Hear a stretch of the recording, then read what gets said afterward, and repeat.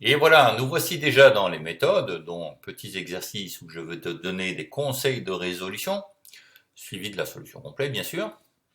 Alors, petit 1, on demande de calculer le facteur déterminant une densité de probabilité. Donc soit K, un nombre réel positif, et G, la fonction définie sur l'ensemble des réels par G de t est égal à 0 si t appartient à moins l'infini 1, et G de t est égal à K sur t carré si t appartient à 1 plus l'infini. Alors on demande de représenter G dans le cas K est égal à 1. Deuxièmement, on demande de trouver K pour que G soit une densité de probabilité. Et enfin, on désigne par grand X une variable aléatoire dont la densité est G. On demande de calculer la probabilité pour que X soit compris entre 2 et 3. Voilà, voilà. Bon, connaissant la définition d'une loi de densité, eh bien, vous pouvez jouer à ça. Allez-y, bon travail. Alors, un petit conseil, pour vous calculer ici K pour que G soit une densité de probabilité, n'oubliez pas que si A est plus grand que 1, d'accord? Si A plus grand que 1 est un nombre, alors l'intégrale de 1 à plus l'infini de G de t dt, ce n'est rien d'autre que la limite lorsque A tend vers plus l'infini de l'intégrale de 1 à A de G de t dt. D'accord? Ceci vous permettra de calculer la loi de densité sur l'intervalle.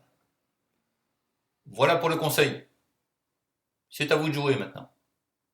Donc allons-y pour la solution. Donc il s'agit de représenter cette fonction donc, qui vaut 0 si t appartient à moins l'infini 1 et qui vaudra 1 sur t carré si t appartient à 1 plus l'infini. Voilà, donc les conditions sont reprises ici. Si k est égal à 1, alors la fonction g de t est égale à 0 si t appartient à moins l'infini 1. D'accord?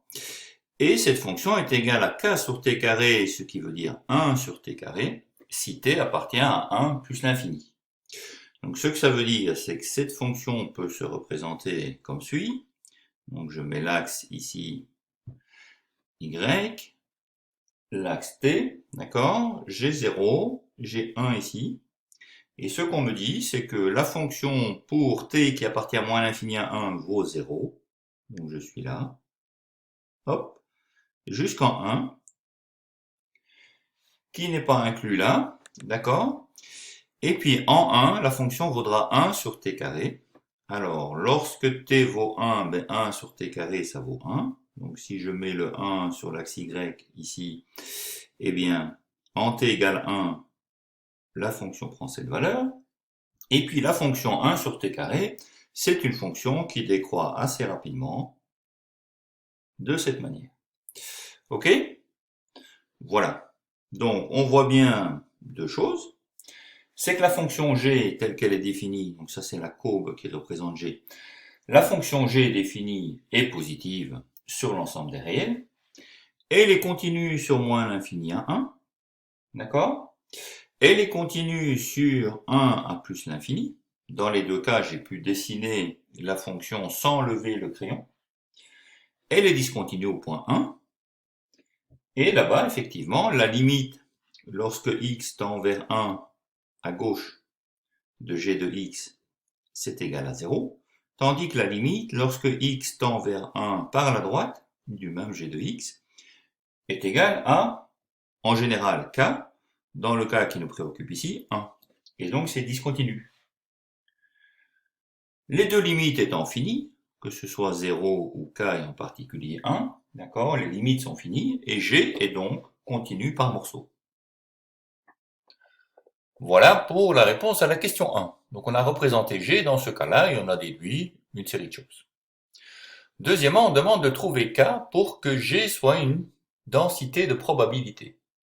Eh bien, pour que g soit une densité de probabilité, rappelons-le, il faut que la fonction soit continue, positive, et que son intégrale sur tout l'intervalle défini soit égale à 1. Alors commençons par calculer ce que peut valoir cette intégrale. Et considérons un nombre a plus grand que 1 qui va jouer le rôle de lorsque t tend vers l'infini. Ok? Donc, quel que soit ce nombre plus grand que 1, si je veux faire l'intégrale de la fonction, l'intégrale de moins l'infini à a de g de t dt, eh bien, c'est par définition l'intégrale de moins l'infini à 1 de, alors, la fonction de moins l'infini à 1, elle vaut 0, donc de 0 dt, plus l'intégrale de 1 à plus l'infini, c'est-à-dire ici à a, puisque je fais de moins l'infini à a, c'est de moins l'infini à 1 plus l'intégrale de 1 à a, de g de t, qui dans ce cas-là va valoir k sur t carré dt. Ce qui fait, alors la première intégrale est bien entendu nulle. La deuxième intégrale, eh bien, nous pouvons mettre le k qui est une constante en évidence. Ça va donc être k fois l'intégrale de 1 à a de 1 sur t carré dt. Et nous savons qu'une primitive de 1 sur t carré, c'est moins 1 sur t. Ce qui veut dire que nous allons avoir ici k fois la primitive moins 1 sur t qui est prise entre les bornes 1 et a.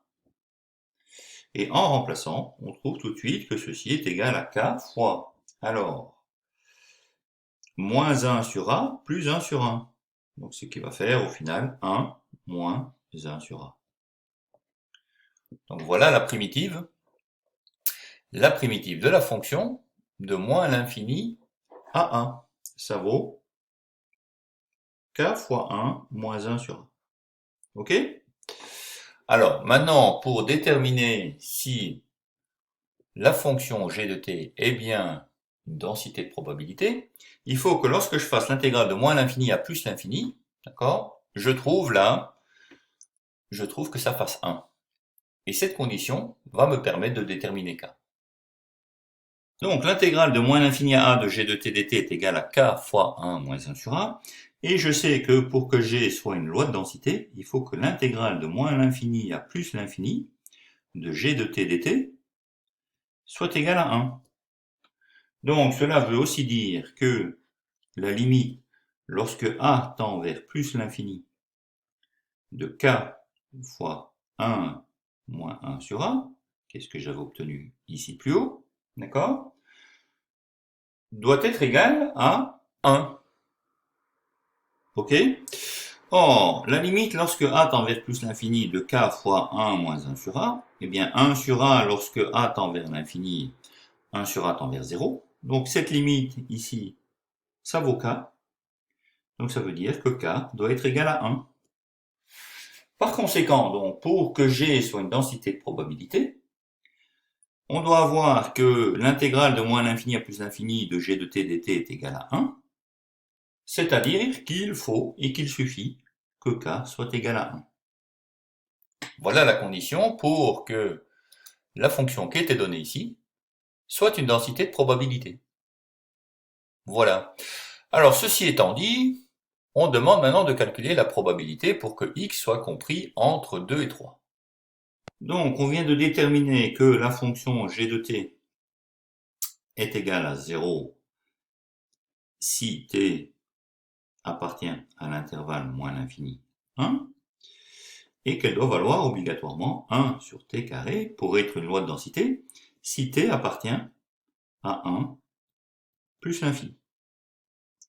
Puisqu'on veut déterminer la probabilité entre 2 et 3, eh bien la probabilité pour que t soit compris entre 2 et 3, ce sera simplement l'intégrale de 2 à 3 de g de t dt. L'intégrale de 2 à 3, c'est bien dans cette portion-ci, d'applicabilité de la fonction. Ce sera donc l'intégrale de 2 à 3 de 1 sur t carré dt. Dans ce cas-là, eh bien, on a vu effectivement que la primitive, c'était simplement moins 1 sur t qui devait être pris entre 2 et 3. Et donc ça fait moins 1 tiers moins moins 1 demi, ce qui fait 1 demi moins 1 tiers. Et 1 demi moins 1 tiers, c'est égal à 1 sixième. Alors attention, j'ai fait une petite erreur ici. Ce ne doit pas être la probabilité pour que t soit compris entre 2 et 3, là. C'est la probabilité pour que la variable aléatoire x d'accord, qui peut prendre des valeurs t comprises entre 2 et 3, d'accord, soit égal à 1 sixième. Voilà. Et donc, ça donne la réponse à ce petit 3. Ok, c'est bon? C'est clair pour vous? Eh bien, si ça l'est, je vous attends tout de suite pour le prochain. À tout de suite. Alors, dans ce deuxième exercice de méthode, on veut déterminer les probabilités d'une variable aléatoire exponentielle. Donc, soit grand X, une variable aléatoire exponentielle de paramètre lambda, on suppose que la probabilité pour que x soit plus petit ou égal à 2 est égale à 1 demi. Question, calculer lambda, c'est-à-dire le paramètre de la loi exponentielle, et 2, donner alors la valeur exacte de la probabilité pour que x soit compris entre 2 et 4. Voilà, voilà. Question claire? La réponse vous paraît évidente? Eh bien foncez, allez-y. Si ce n'est pas le cas, revenez voir dans quelques instants pour les conseils, mais essayez vraiment avant. Alors les conseils pour calculer lambda, nous ne connaissons que ceci et le fait que ce soit une loi exponentielle. Donc il suffit de revenir à la définition de la probabilité pour que x soit plus petit ou égal à 2. On sait en général que la probabilité pour que x soit plus petit ou égal à x est égale à 1 moins e exposant moins lambda x. On doit alors résoudre une équation où figure une exponentielle et il sera utile, dans le passage, dans la résolution de l'équation, d'utiliser la fonction logarithme népérien pour trouver lambda. Pour le petit 2, on sait que pour tout a plus grand que 0 et pour tout b plus grand que a, on a que la probabilité pour que x soit compris entre a et b, c'est e exposant moins lambda a moins e exposant moins lambda b. Et donc grâce à ça, vous pouvez trouver la réponse. Voilà pour les conseils. Avec ça, vous devez aller jusqu'au bout. Allez, à bientôt. Revenez voir la solution. Alors allons-y pour la résolution. Donc nous savons que la probabilité pour que x soit plus petit ou égal à 2 est égale à 1 demi, et on cherche lambda. Or, comme c'est une loi exponentielle, on sait qu'en toute généralité, la probabilité pour que x soit plus petit ou égal à a est égale à 1 moins e exposant moins lambda a. Donc dans ce cas-ci, ce qu'on va avoir, c'est que la probabilité pour que x soit plus petit ou égal à 2 sera égale à 1 moins e exposant moins 2 lambda, où je remplace a par 2, d'accord, qui devra être égal à 1 demi, par cette relation-ci. Et donc nous sommes là en position de résoudre l'équation que je souligne ici. D'accord? Donc 1 moins e exposant moins 2 lambda doit être égal à 1 demi, ce qui veut encore dire que e exposant moins 2 lambda que je fais passer à droite doit être égal à 1 moins 1 demi, c'est-à-dire 1 demi. Ou encore, en prenant le logarithme des deux côtés, le logarithme népérien, nous allons avoir que moins 2 lambda est égal au ln de 1 demi. Mais le ln de 1 demi, vous savez comme moi que c'est le ln de 2 exposant moins 1. Et le ln de 2 exposant moins 1, propriété des logarithmes, je peux faire passer le moins 1 devant. Je peux faire passer ce qu'il y a en exposant devant le logarithme. Donc ça me fait moins 1 ln de 2. Donc lambda sera égal à moins ln de 2 sur moins 2, ce qui fera donc ln de 2 sur 2. Voilà. Voilà pour la valeur de lambda. Alors deuxièmement, donc ça c'était le petit 1 de la question, pour le petit 2, eh bien on vous demande la probabilité pour que la variable aléatoire soit comprise entre 2 et 4. Donc ça, vous savez donc que ça va provenir de la loi générale qui dit que la probabilité pour que x soit compris entre a et b, c'est égal à e exposant moins lambda a moins e exposant moins lambda b. Donc en remplaçant a par 2 et b par 4, on trouve là que la probabilité recherchée ici est égale à e exposant moins 2 fois 1 demi ln de 2 moins e exposant moins 4 fois 1 demi ln de 2. Ok? Alors, j'efface le petit morceau que je vous avais mis là pour savoir ce que je faisais. Ça, je peux continuer plus simplement. Voilà. Donc cette probabilité est donc égale à E exposant moins 2 fois 1,5, ça fait moins 1, donc moins ln de 2, moins, alors 4 fois 1,5, ça fait 2, donc moins 2 ln de 2. Voilà. OK. Donc ça, c'est une réponse. Alors on peut aller plus loin dans la réponse en utilisant les propriétés des logarithmes. Donc E exposant moins ln de 2, de nouveau, c'est E exposant ln de 1,5. Et E exposant ici moins 2 ln de 2, c'est E exposant ln de 1,5, le tout au carré. Et donc j'aurai que E exposant ln de 1,5, comme ce sont des fonctions réciproques l'une de l'autre, ça nous rend l'argument 1,5. Là, je vais avoir 1,5 dans la parenthèse également, mais porté au carré. Et donc je vais avoir que cette probabilité est égale à 1,5 moins 1 quart, ce qui fait 1 quart. Donc la probabilité recherchée pour que la variable aléatoire x soit comprise entre 2 et 4, c'est 1 quart. Voilà. Et ceci termine la résolution de ce petit exercice 2. OK? Donc vous voyez, là, on exprime la connaissance qu'on avait de la loi. On sait que c'est une loi exponentielle. Et on connaissait une probabilité. Grâce à ça, on peut écrire une petite équation pour trouver lambda. Et puis on se sert juste de la connaissance de lambda que l'on a pour déterminer une autre probabilité.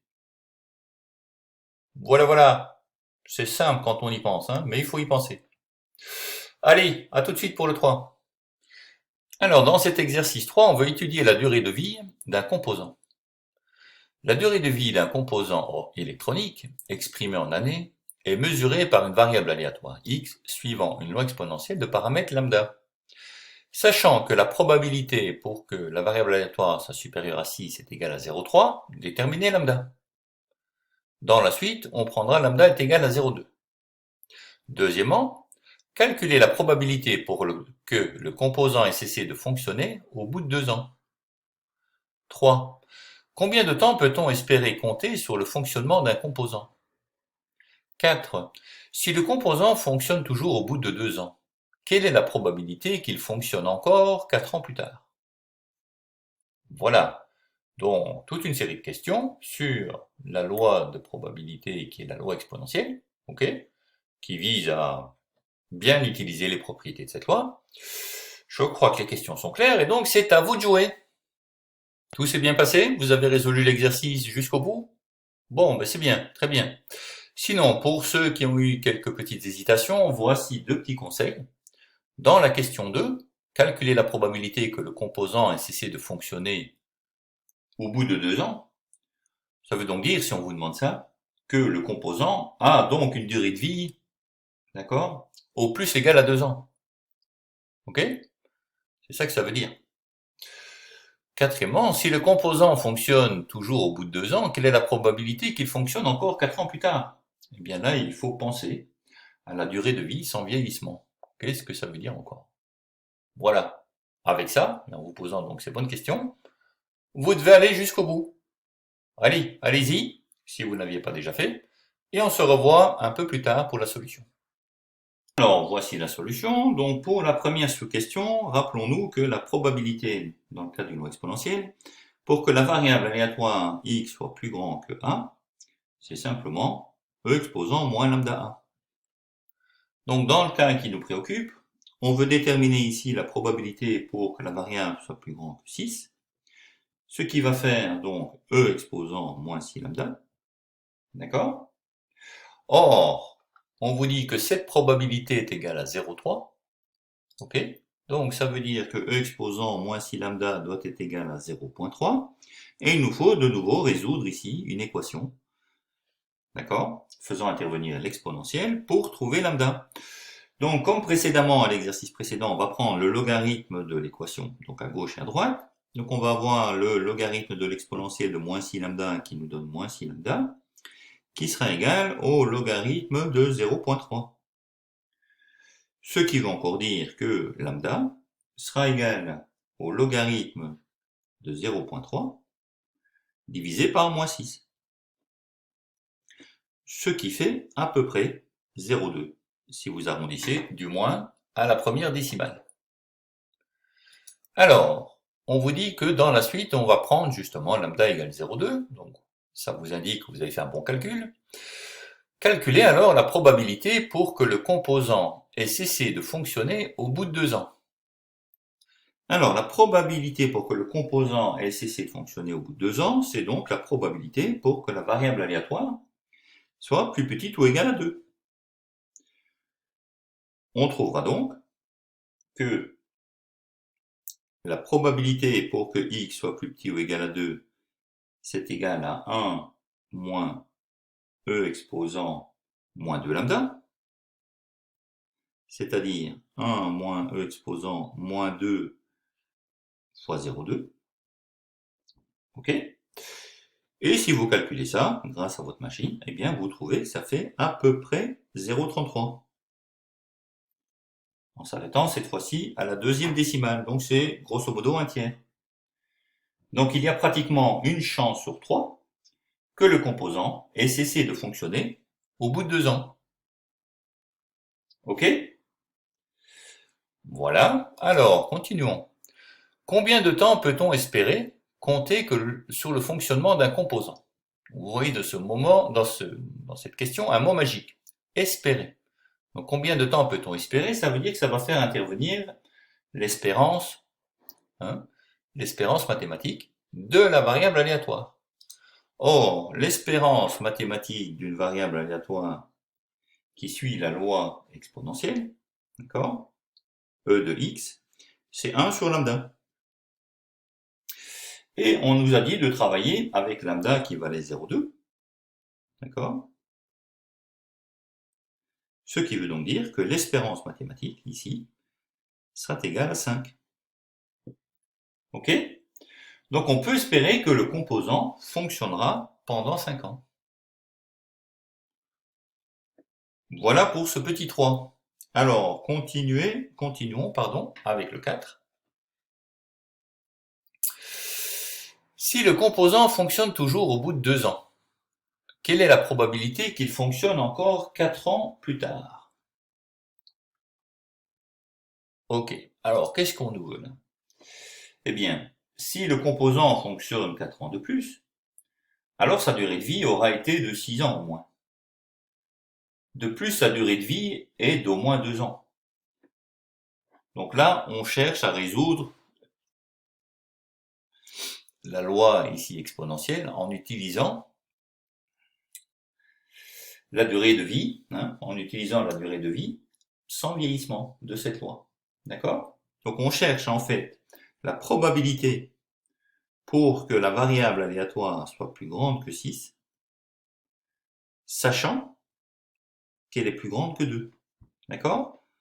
Puisque x, c'est la probabilité pour que finalement ce composant fonctionne encore au-delà de 6 ans, sachant qu'elle fonctionnait au-delà de 2 ans. Donc d'après la propriété de durée de vie de vieillissement, eh bien cette probabilité, elle est simplement égale à la probabilité pour que x soit plus grand que 4. Ok? Et la probabilité pour que x soit plus grand que 4, en prenant de nouveau ici la première relation tout au-dessus, eh bien c'est e exposant moins 4 lambda. Comme lambda vaut 0,2, c'est e exposant moins 0,8. Et si on évalue exposant moins 0,8 avec la machine, on trouve donc que la probabilité pour que x soit plus grand que 6, sachant que x est plus grand que 2, eh bien ce sera égal à peu près 0,45. Donc si le composant fonctionne toujours au bout de 2 ans, il y a 45% de chance pour qu'il fonctionne toujours 4 ans plus tard. Ok? C'est ça que veut dire cette relation. Voilà, ça vous va toujours? Ok? On voit bien ce que ça veut dire ici. La propriété de durée de vie sans vieillissement, importante cette propriété, c'est que la probabilité pour qu'un composant fonctionne toujours après 6 ans, sachant qu'il fonctionne après 2 ans, eh bien c'est simplement la probabilité qu'il fonctionne 4 ans plus tard, quel que soit le début, d'accord? Parce que la loi exponentielle est une loi qui a une durée de vie sans vieillissement. Donc le démarrage ne compte pas. Qu'on démarre après 2 ans et qu'on aille au-delà de 6 ans, ou qu'on démarre à 0,1 et qu'on aille au-delà de 4 ans, c'est la même chose. Sans vieillissement, c'est ça que ça veut dire. Voilà, voilà. Allez, ceci étant clair, passons à l'exercice 4 tout de suite. Alors, dans ce quatrième exercice, on passe à l'autre loi, d'accord? Et on veut démontrer ici les propriétés de la fonction de Gauss. Donc, soit f, la fonction de Gauss normalisée, montrer que cette fonction est paire. Deuxièmement, pour tout x appartenant à l'ensemble des réels, exprimer l'intégrale de moins l'infini à x de f de t dt en fonction de l'intégrale de x à plus l'infini de f de t dt, puis l'intégrale de x à plus l'infini de f de t dt en fonction de moins l'infini à moins x de f de t dt. En déduire que pi de x plus pi de moins x est égal à 1, ou grand pi ici, ou grand phi dans les rappels que j'avais donnés, est la fonction de répartition de la fonction. Donc c'est la probabilité pour que la variable aléatoire soit plus petite ou égale à x.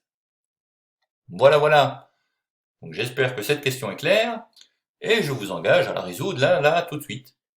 Prenez un bout de papier, un crayon, arrêtez la vidéo, et c'est parti. Alors, petit conseil pour résoudre cette question, il faut bien évidemment pour la partie 2, utiliser la relation de Chasles, et la fonction, la définition, c'est-à-dire que 1 sur racine de 2pi de l'intégrale de moins l'infini à plus l'infini de e exposant moins t carré sur 2 dt est égal à 1, d'accord, pour la fonction de Gauss. Ensuite, pour continuer plus facilement, il faut toujours raisonner graphiquement en utilisant la parité de f que vous auriez montré juste avant. Et donc, si grand X est une variable aléatoire qui suit une loi normale centrée réduite, alors, rappelez-vous bien, je vous l'ai déjà dit, pi de x, c'est la fonction de répartition de la fonction, c'est la probabilité pour que la variable aléatoire grand X soit plus petit ou égal à petit x. Voilà. Donc je vous l'écris ici pour que ce soit clair. C'est bien ceci. Et donc avec ces notions que je viens de vous donner, eh bien vous devez arriver maintenant jusqu'au bout si vous n'y étiez pas parvenu avant. A tout de suite pour la solution. Alors, pour le petit 1, il faut montrer que la fonction est paire. Pour montrer que la fonction est paire, c'est aussi dire qu'il faut déterminer si f de moins t est bien égal à f de t. Si oui, donc c'est un point d'interrogation, mais si oui, f est paire. D'accord? Donc il faut déterminer f de moins t. Et f de moins t, comme on le voit de la relation de définition au-dessus, c'est simplement 1 sur racine de 2pi fois e exposant moins 1 demi de moins t au carré. Donc on remplace t par moins t dans l'intégrant qu'il y avait dans l'intégrale ci-dessus. D'accord? Alors, ceci nous donne bien 1 sur racine de 2pi, c'est 1 sur racine de 2pi. L'exponentielle de moins 1 demi fois moins t au carré, eh bien on sait que moins t au carré, moins fois moins plus t fois t, t carré, c'est donc égal simplement à moins 1 demi t carré. Et ça, c'est la relation de définition de la fonction, f de t. Donc, comme f de moins t est égal à f de t, f est paire. Voilà qui est fait. Alors, pour la partie 2. Pour la partie 2, ce qu'on veut alors faire, c'est effectivement relier l'intégrale de moins l'infini à x à l'intégrale de x à plus l'infini, et puis cette intégrale-ci à l'intégrale de moins l'infini à moins x. Ok? Et puis en final, il faudra déduire ça. Alors, comment joue-t-on à ça? Donc partie 2. Alors, si on veut considérer ici notre relation, d'accord, qui dit que finalement la fonction de Gauss, c'est une loi de probabilité, eh bien nous avons effectivement que 1 sur racine de 2pi fois l'intégrale de moins l'infini à plus l'infini de e exposant moins t carré sur 2 dt est égal à 1. Et en utilisant la relation de Chasles, je peux toujours dire que l'intégrale de moins l'infini à x d'une certaine fonction plus l'intégrale de x à plus l'infini de cette fonction, sachant que c'est la loi de probabilité, cette fonction qui est là ci-dessus, d'accord? Eh bien, c'est égal à 1. Ce qui veut encore dire ceci, que l'intégrale de x à plus l'infini de f de t dt,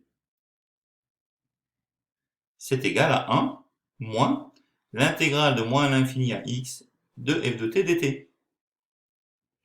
Avec ce terme-ci que j'ai fait passer à droite. D'accord? Donc ça, c'est déjà un premier épisode. Alors, pour la deuxième partie, on a en fait que l'intégrale de x à plus l'infini de f de t dt, eh bien, sur la courbe que je vous ai représentée ci-dessous, l'intégrale de x à plus l'infini de f de t dt, c'est, alors si je mets x ici, c'est toute la partie hachurée qui est là. Et si je veux relier ça, comme il est demandé dans la question à ce qui se passe à moins l'infini moins x, eh bien c'est très simple. Si je prends moins x, c'est l'opposé ici de x par rapport à l'axe y, donc moins x va être là. L'intégrale de moins l'infini à moins x, eh bien c'est la partie hachurée qui est ici. D'accord? Et donc par parité de la fonction, de la place gauche qui est là, l'intégrale qui est ici à gauche, d'accord, est exactement égale à l'intégrale qui est ici à droite. D'accord? Donc l'intégrale de x à plus l'infini de t de t, ce n'est rien d'autre que l'intégrale de moins l'infini à moins x du même f de t dt. Voilà. Donc remarquons que cette propriété, elle est vraie donc pour toute fonction paire. Ok? Voilà. Donc ce que l'on a finalement, c'est les deux relations qu'on vient de définir. Donc d'une part, l'intégrale de x à plus l'infini de t dt est égale à l'intégrale de moins l'infini à moins x de t dt. Ça c'est une des relations. Et l'autre relation qu'on avait trouvée juste au-dessus, c'était que l'intégrale de x à plus l'infini de f de t dt était également égale à 1 moins l'intégrale de moins l'infini à x de f de t dt. Eh bien, grâce à ces deux relations, on peut déterminer maintenant la relation finale qui était demandée, c'est-à-dire de montrer que pi de x plus pi de moins x est égal à 1. En effet, pi de moins x, donc c'est la probabilité pour que la variable aléatoire x soit plus petite ou égale à moins x. Ce n'est rien d'autre que l'intégrale de moins l'infini à moins x de f de t dt, qui est égale, comme on l'a montré sur la première relation ici, juste ci-dessus, c'est égal à l'intégrale de x à plus l'infini de f de t dt. D'accord? Et puis, grâce à la deuxième relation ici, on montre que ça, c'est égal à 1 moins l'intégrale de moins l'infini à x de f de t dt, ce qui n'est rien d'autre que 1 moins pi de x. Ok? On a donc bien que pi de moins x plus pi de x que je fais passer à gauche est égal à 1. Voilà, voilà. Ça va? Tout ça vous semble clair? C'est bon? Et bien voilà, écoutez, ça termine cet exercice. Hein, vous pouvez faire une petite pause, hein, ça fait un petit moment qu'on travaille. Et puis on se revoit alors pour le suivant tout de suite après. Alors, dans ce cinquième exercice, on veut déterminer les paramètres d'une loi de Gauss générale. Hein. Donc, soit x, une variable aléatoire, dont la loi est la loi ici de Gauss de paramètres mu sigma carré. On demande de déterminer des valeurs approchées à 10 moins 2 près, de mu et de sigma, sachant que la probabilité pour que x soit plus grand ou égal à 7,8 est égale à 0,9115 et que la probabilité pour que x soit plus petit ou égal à 14,5, c'est 0,9772. Ok? Voilà. Donc vous avez une loi de Gauss générale à deux paramètres, dont on demande de déterminer mu et sigma, qui sont tous les deux inconnus. Mais pour déterminer les deux inconnus, vous avez ici deux contraintes. D'accord? Donc vous avez finalement un système de deux équations à deux inconnus qui va vous permettre de trouver ces deux inconnus. Voilà. Alors, c'est à vous de jouer. Arrêtez la vidéo et foncez. Alors, si vous êtes arrivé au bout de cet exercice, c'est très bien, je vous félicite. Si pas, le petit conseil est le suivant. Eh bien, il faut, pour résoudre ça, se ramener une variable aléatoire, dont la loi est centrée réduite. D'accord? Donc pour cela, on va faire un petit changement de variable. On va poser que la variable aléatoire z est égale à grand X moins mu sur sigma. Et on va utiliser les valeurs de la fonction de répartition pi de x qui sont fournies par la calculatrice. On aboutira alors à un système de deux équations aux deux inconnus mu et sigma qu'il faudra juste résoudre. Voilà. Bon, là, je vous ai indiqué le processus en long. Donc si vous n'y étiez pas arrivé la fois d'avant, cette fois-ci, ça devrait être bon. Allez, on se voit dans quelques minutes pour la solution. À bientôt. Donc voici la solution. Donc on sait qu'on a affaire à une loi normale générale, dont la moyenne vaut mu et la variance sigma carré, et on demande de déterminer cette moyenne et cet écart-type, ou cette espérance mathématique et cet écart-type. Donc deux inconnus, et pour résoudre ça, nous avons deux données. C'est que la probabilité pour que x soit plus grand que 7,8, c'est 0,9115, et ceci. Ok. Donc, comme donné dans le conseil, il faut procéder à un petit changement de variable qui va nous aider.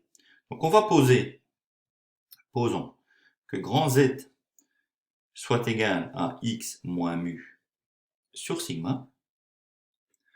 On sait alors, ça a été donné dans un des théorèmes de rappel, on sait alors que Z est une loi normale centrée réduite. Donc c'est une loi normale de paramètre 0, 1. Et ça nous aide beaucoup déjà.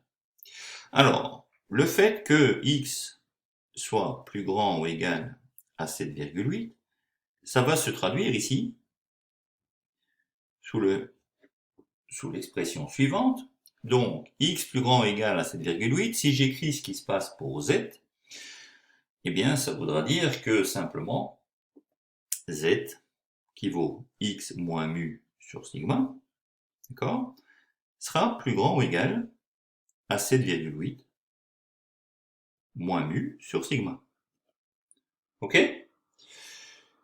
Qui équivaut, comme je le disais, à ce que z soit plus grand ou égal à 7,8 moins mu sur sigma.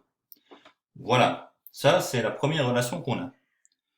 De même, de la deuxième relation, donc x est plus petit ou égal à 14,5, on en déduit que z, qui est égal à x moins mu sur sigma, sera plus petit ou égal à 14,5 moins mu sur sigma. Ok? Donc, voilà ce qu'on sait. Et on sait que cette loi, elle appartient à la loi normale centrée réduite. Par conséquent, à partir de ça, on peut déterminer que la probabilité pour que x soit plus grand ou égal à 7,8 est égale à 0,9115 implique que la probabilité pour que la nouvelle variable aléatoire z soit plus grand ou égal à 7,8 moins mu sur sigma soit égale à ce 0,9115. D'accord? On parle de la même chose. Et donc, on peut utiliser ça et le mettre sous la forme que 1 moins P de la probabilité, donc 1 moins la probabilité que Z soit plus petit ou égal à 7,8 moins mu sur sigma est égal à 0,9115. Vous avez vu, j'ai simplement ici exprimé le fait que Z est plus grand que quelque chose. La probabilité pour que Z soit plus grand que quelque chose, c'est 1 moins la probabilité pour que Z soit plus petit que quelque chose. Parce que ça, c'est la fonction de répartition. telle qu'elle vous est donnée par votre machine à calculer, donc que vous pourrez utiliser. Donc, ça veut dire aussi que 1 moins cette fonction de répartition pi de la valeur 7,8 moins mu sur sigma sera égal à 0,9115. D'accord? Ce qui veut encore dire que cette fameuse valeur pi de 7,8 moins mu sur sigma sera égale alors à 1 moins 0,9115 qui fait 0,0885. Voilà, je l'ai renoté ici en début de page. Donc, ce que vous cherchez finalement, c'est la probabilité pour que la variable aléatoire soit plus petite qu'une certaine valeur x, telle que la probabilité va être 0,0885, et vous cherchez la valeur ici.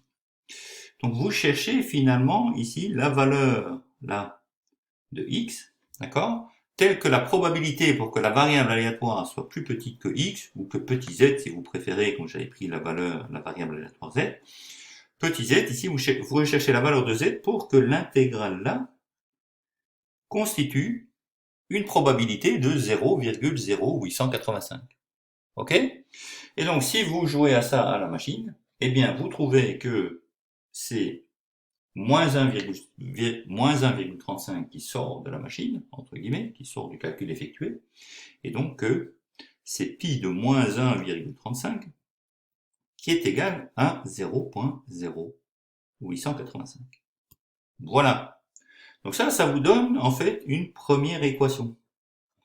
Vous savez que 7,8 moins mu sur sigma est égal à moins 1,35. Ok? Alors, la deuxième équation que vous avez, c'est la probabilité pour que x soit plus petit que 14,5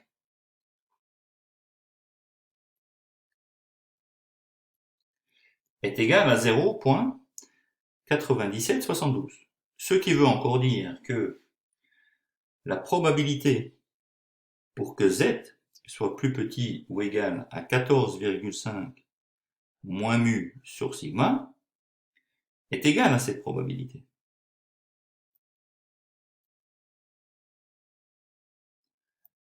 Ok? Donc vous cherchez finalement la valeur qui, dans la fonction de répartition ici, pi de 14,5 moins mu sur sigma, vous donne une valeur de 0,9772. Donc si je me replace sur le graphique, vous voulez donc maintenant trouver la valeur de z, alors celle-là je vais l'appeler z1, vous voulez trouver la valeur de z2, telle que la probabilité pour que z, ici, soit plus petit que z2, soit égale à 0,9772. Et bien si je place z2 quelque part ici, voilà, ça voudrait dire effectivement que je cherche la valeur de ce z2 telle que l'intégrale qu'il y a en dessous soit égale à 0,9772.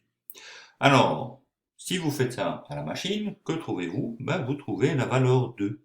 C'est-à-dire que c'est pi de 2 qui est égal à 0,9772. Et ça vous donne donc la deuxième équation.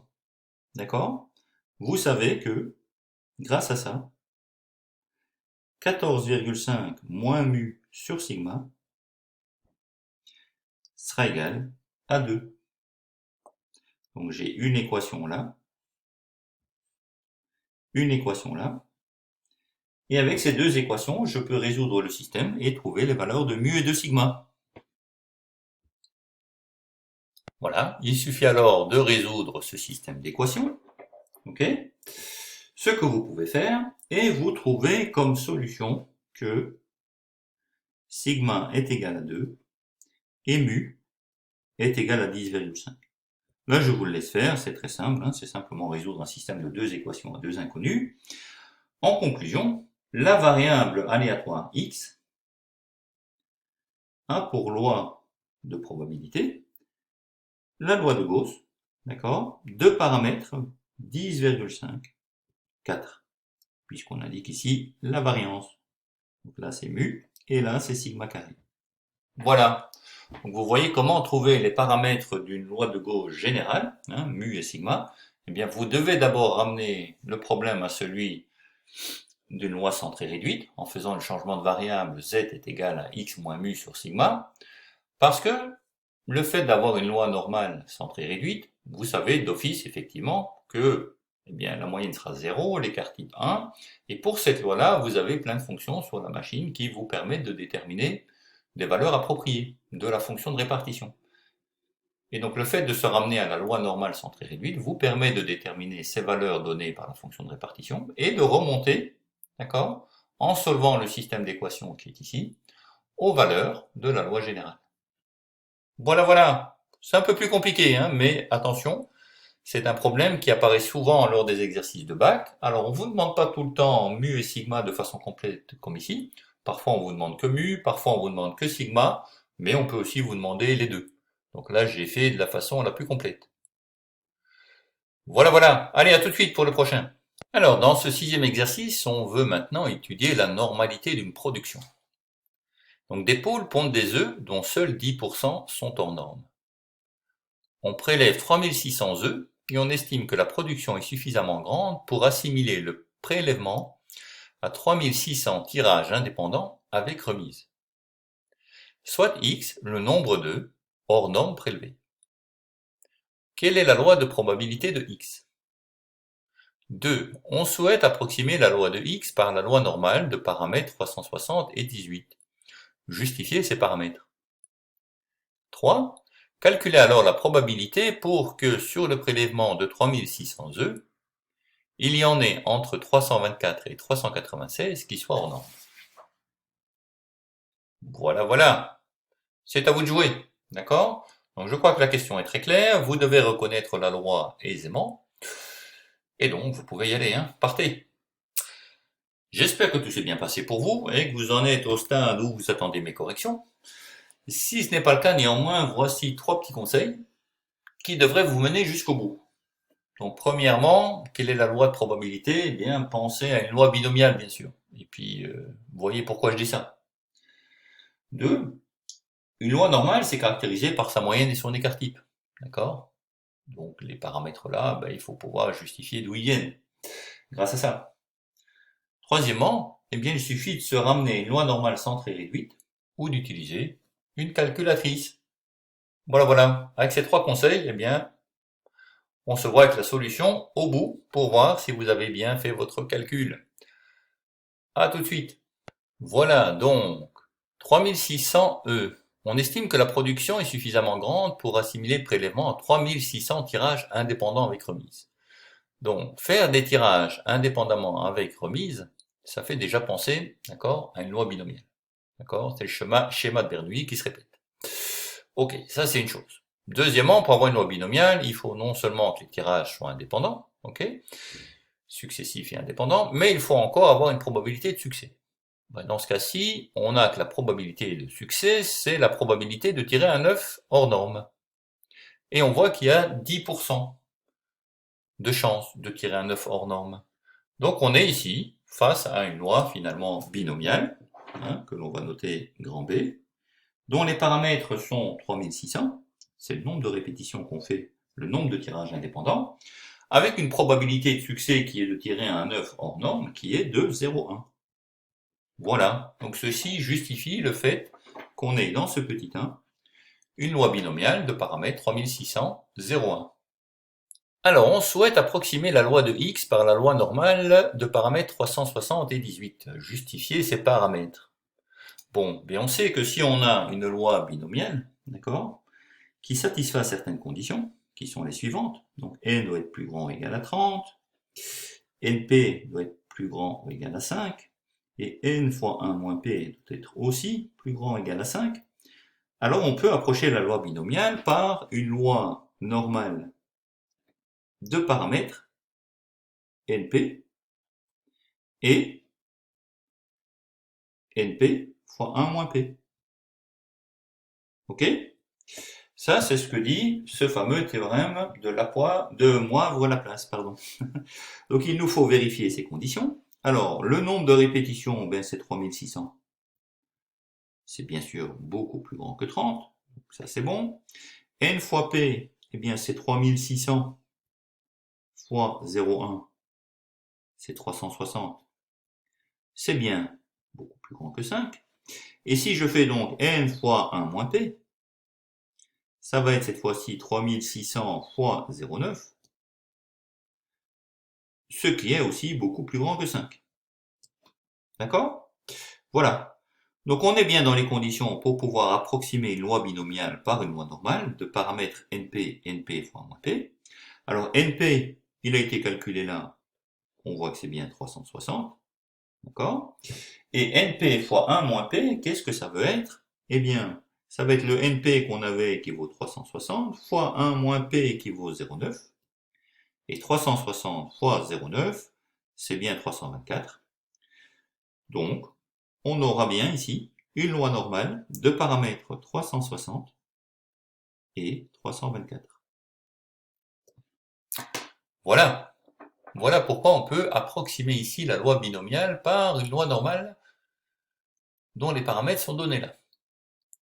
Alors en 3, on nous demande alors de calculer la probabilité pour que sur le prélèvement de 3600 œufs, il y en ait entre 324 et 396 qui soient hors norme.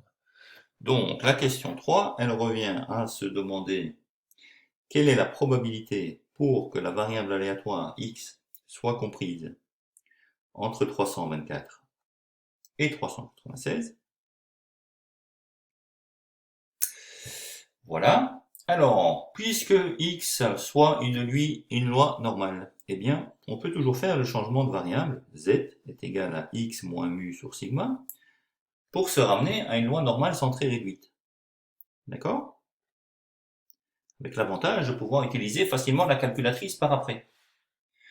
Dès lors, la probabilité P qui est là s'écrit comme la probabilité pour que grand Z soit compris entre 324 moins mu sur sigma et 396 moins mu sur sigma. Ok? Voilà. Alors, ça veut dire encore ceci que on cherche la probabilité pour que Z soit compris entre eux. Alors, eh bien, il suffit de calculer là. Mu, c'est 360.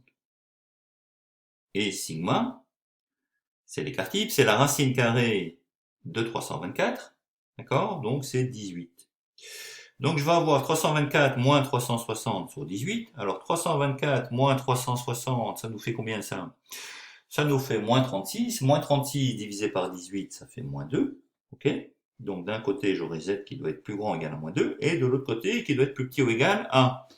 Alors, pareil, 396 moins 360, ça fait 36. Divisé par sigma qui vaut 18, ça fait 2.